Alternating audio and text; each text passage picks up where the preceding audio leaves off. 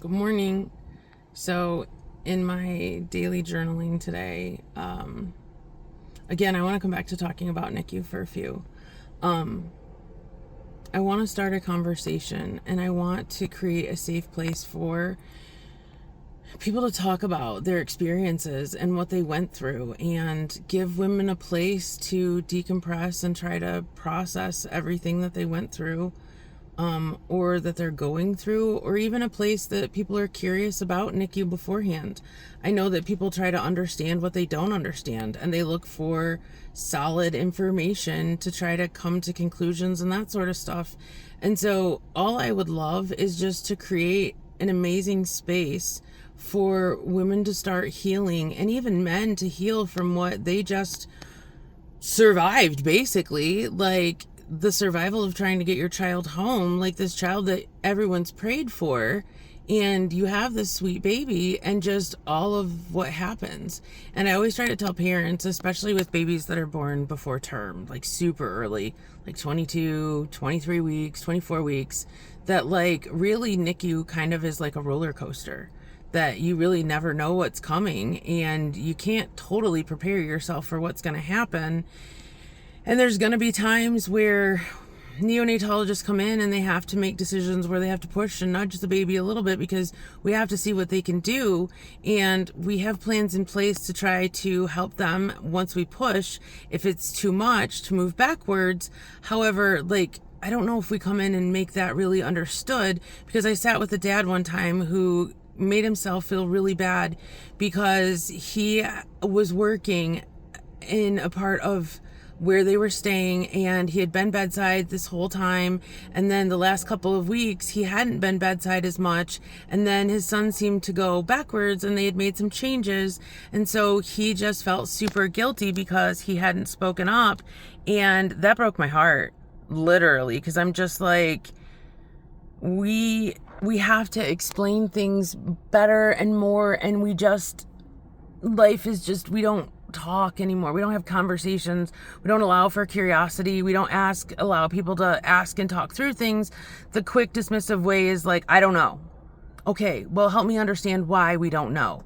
Like, give me a couple of pieces to like help parents understand why we don't know and we're still looking, and that sort of stuff. Like, nursing is really, we're curious. Like, that's why we're there. We're the advocates and we're curious. And so the more we understand, the more we help the patients. And I think that's the struggle right now, is because people feel like there's so much information on the internet and Google and all those sorts of things that nobody feels like they're working together anymore. And people just feel like, oh, like you're attacking my judgment. People aren't. People just don't understand. We just don't live in a land of curiosity anymore. We live in a land of definitive, that if I don't have an answer within seconds for you, then I'm just going to say I don't know and move along, and that's okay. Okay, I get that. But then when you leave someone with I don't know, you force them into a dark space, the internet, to look for answers that don't give them any comfort, because it's not specifically what's happening to them in their situation. Like, it's not meant to be rude. It's something that I've seen through my career. So it's not one space, one person, anything specifically. I just know that, like, I am naturally curious. I ask lots of questions. I want to know the good, bad, and the ugly. Why? So that I can kind of mentally prepare myself a little bit. Well, again, in NICU, you don't want to say the bad, because then babies are bad.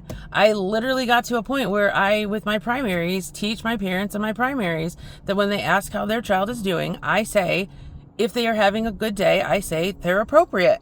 If they're having a bad day, I'll discuss the things that are bad. However, I don't utter the words good, because I feel like when I say good, then babies have opportunities, and that's just my crazy, like, bad juju, don't want to have that sort of thing. However, that was something that I did that I noticed with babies. I didn't want to say good. I had a baby one day that I said, like, the provider came in and asked how the baby was doing on some high settings. And I was like, hey, we're at this for oxygen, because oxygen, simple fact that we do is in NICU, we treat oxygen not in liters, but by percent. We normally, what is believed to be room air oxygen is 21%. So normally your goal is to get the baby at 21% and keep them at that. They can go as high as 100%, and it still might not be enough. There's other interventions that you have to do. But he came in and was like, where's she at?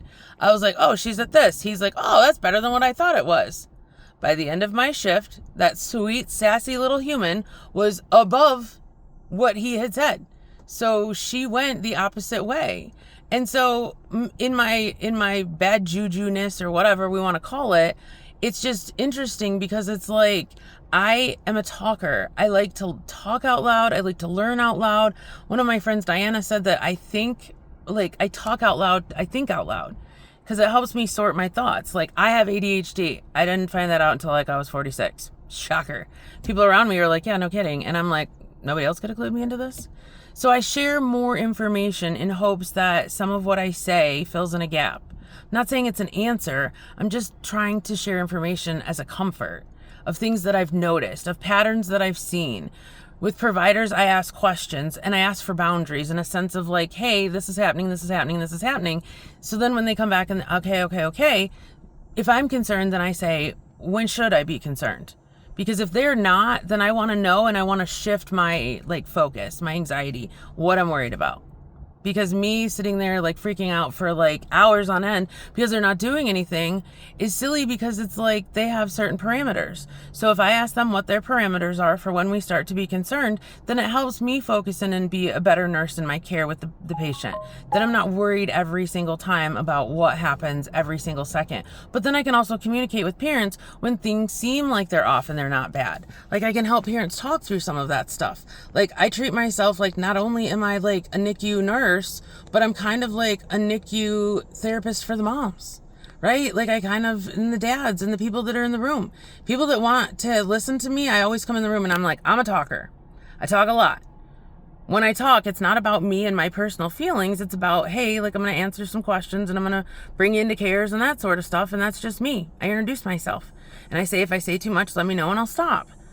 We just have to work on our conversation skills. Really?